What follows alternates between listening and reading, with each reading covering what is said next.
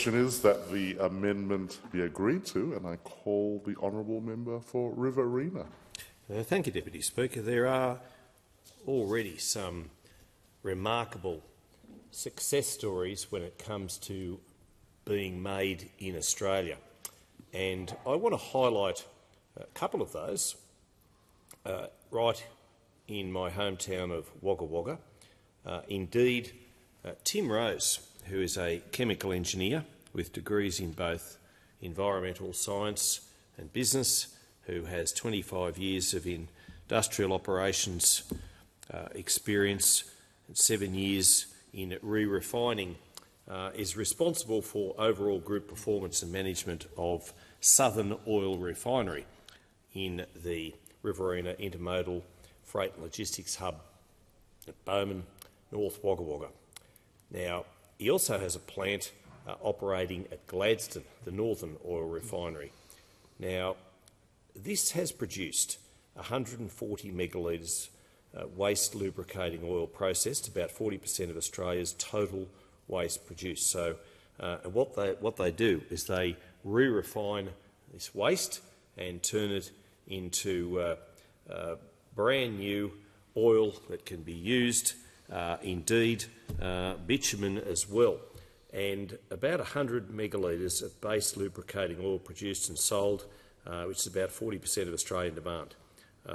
Both plants are at capacity, and there's obviously then the need to expand. 40 megalitres of fuels and bitumen produced, replacing imports. So that is a proud Made in Australia story. $100 million in product sales.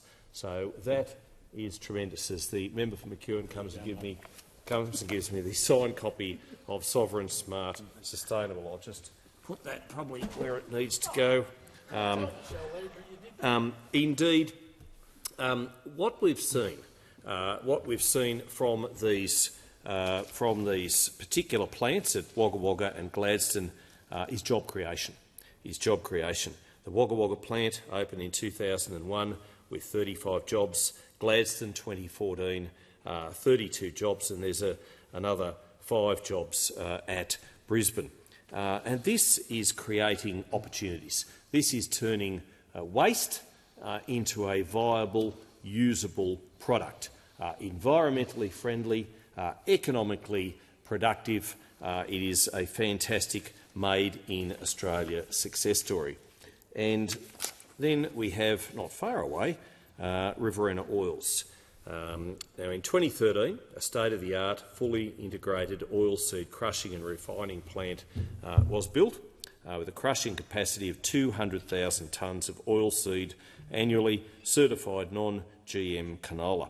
Now, each year, the plant at Wagga Wagga, north of the city, in the industrial estate, has the potential to produce more than 80,000 tonnes of high-quality refined vegetable oil for the food industry and 110,000 tonnes of premium canola protein meal for the poultry, dairy and animal feed industry. Now, I'm certainly very supportive of this.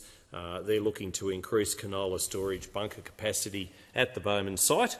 The development application is being considered. It's a significant project. It's a priority project, and the New South Wales government recognises it as such, and hopefully that will proceed. And later this year we'll get the go-ahead, the green light for that wonderful project to enhance further the rifle, the hub.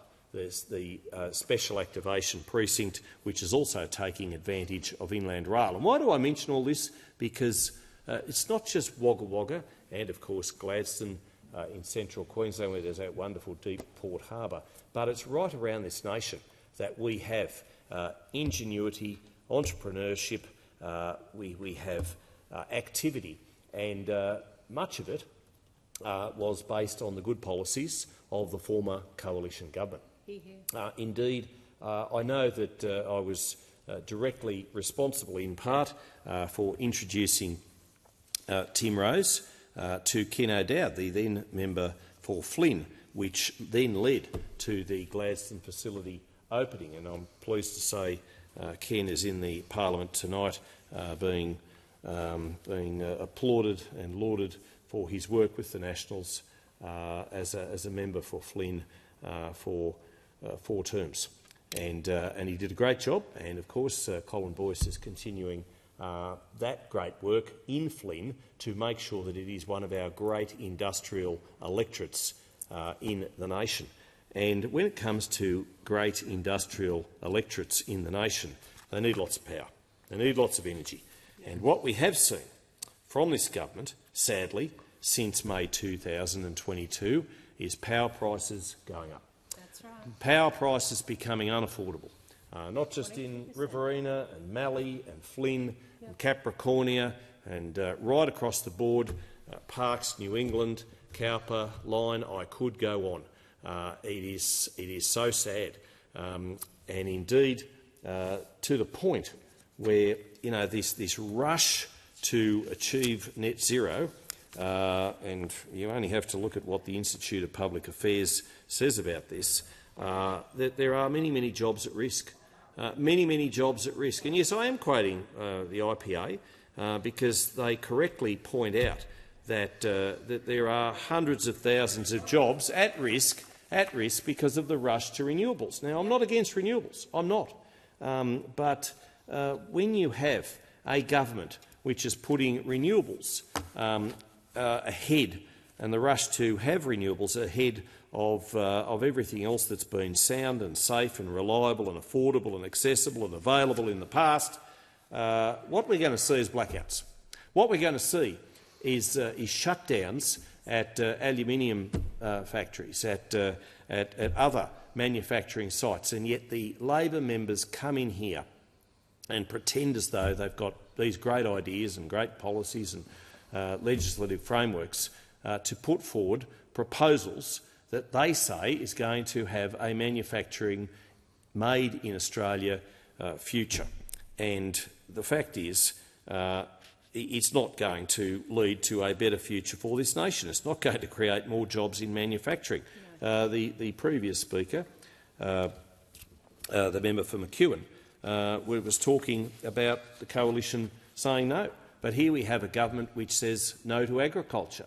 They're saying no. They're saying no to live sheep exports out of Western Australia, and by doing so, they're going to place at risk the jobs of many families who've had that industry for many years. They're saying no to mining.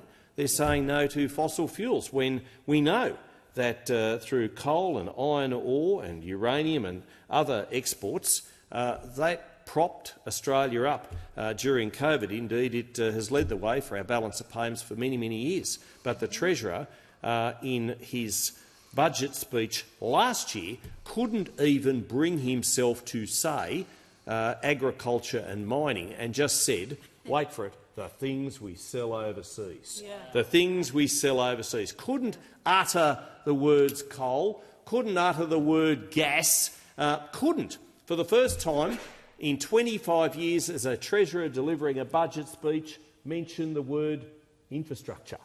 Infrastructure. And what we did when we were in government is we had a $120 billion infrastructure rollout.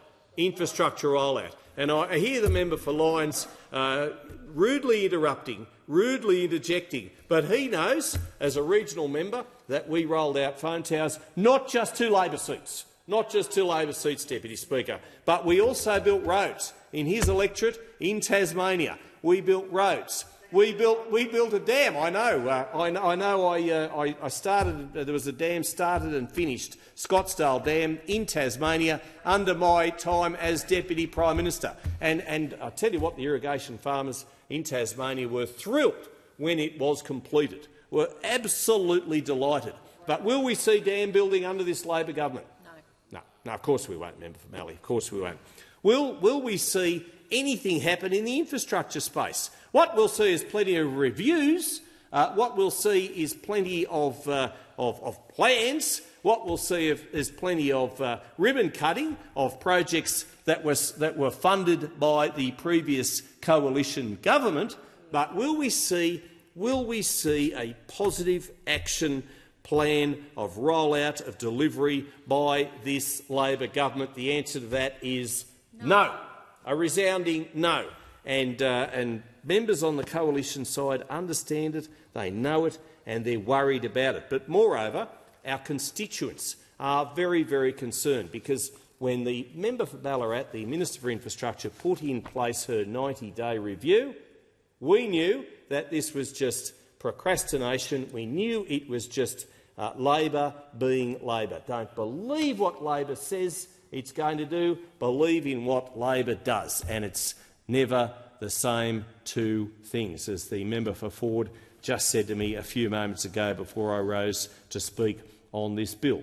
And it is an important bill, because whilst the opposition is opposing this bill, it is important that we do talk about manufacturing and things being made in Australia, because it highlights again the sad reality that power prices, energy costs are going through the roof for industry, for farmers, for households, for Australians. And when we have a Prime Minister who promised on no less than 97 occasions before the May 2022 election that there was going to be a power price reduction, a $275 off your bill, that hoodwinked many Australians. They're not fooled now. They know, as all Australians do, all Australians who live in the real world know that life is so much more expensive now than what it was before Labor came to office. And Labor has pushed prices up.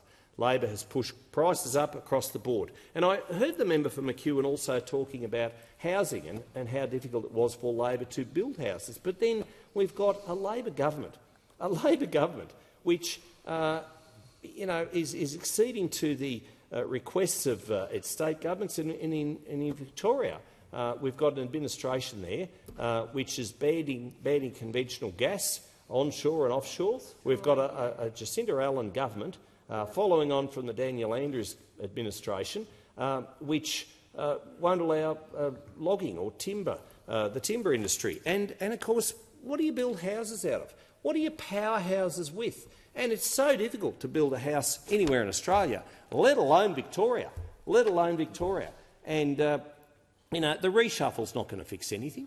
It's not going to fix anything. It's not going to put roofs over people's heads. It's not going to bring power prices down. Whilst ever you've got a government that is pushing this manic renewables drive over sensible, practical, available power, baseload power, you're going to have— I didn't quite hear you, Member for Lyons, but I no doubt it was some— Well, yeah, good. Thanks. Yeah, absolutely. And if we are to get to net zero, let's have a national, rational discussion about nuclear power. I mean, we've got uranium supplies, very, very bountiful supplies of yellow cake. Why wouldn't we have the national discussion instead of producing, as you've done, silly little memes with three-eyed fish and all the like?